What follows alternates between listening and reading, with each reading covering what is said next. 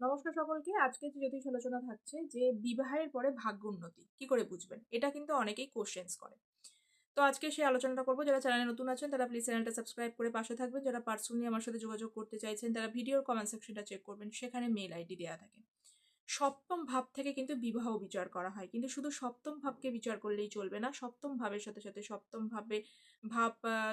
ভাবপতি, তার নক্ষত্র এবং সপ্তম ভাব স্ফুটকে নির্ণয় করতে হবে।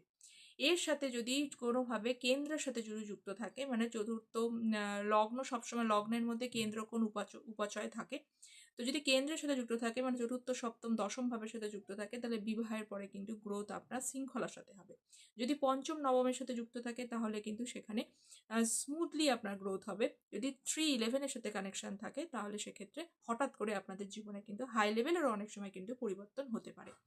যদি এই সমস্ত ভাব বা পতি বা নক্ষত্র ভাবস্ফুটের সাথে যদি কোনোভাবে বলবান জুপিটার মানে বৃহস্পতি বা ভেনাস যুক্ত হয়ে যায় তাহলে কিন্তু বিবাহের পরে আপনাদের ভালোভাবে গ্রোথ হবে, উন্নতি হবে। আপনাদের ভালো জায়গাতেও কিন্তু বিবাহ হতে পারে। এছাড়া কিন্তু পার্টনার আপনার জীবনে লাকি চার্ম হিসেবে কাজ করবে বা পার্টনার থ্রু আপনাদের জীবনে কিন্তু পরিবর্তন আসবে। তো এই শুধুমাত্র ডি1 চার্টকে বিচার করলে চলবে না, এর পাশাপাশি কিন্তু নবাংশ চার্টকে আমাদের বিচার করে দেখতে হবে। কারণ নবাংশ চার্টের সঙ্গে অবশ্যই কিন্তু ম্যারেজটা কানেক্টেড। তো ম্যারেজের কানেকশনের জন্য অবশ্যই নবাংশ চার্টকে বিচার বিশ্লেষণ করবার পর তবেই কিন্তু আপনি আল্টিমেট প্রেডিকশনে আসতে পারবেন। তো আজকে এই পর্যন্তই। সকলে ভালো থাকবেন। Thank you so much.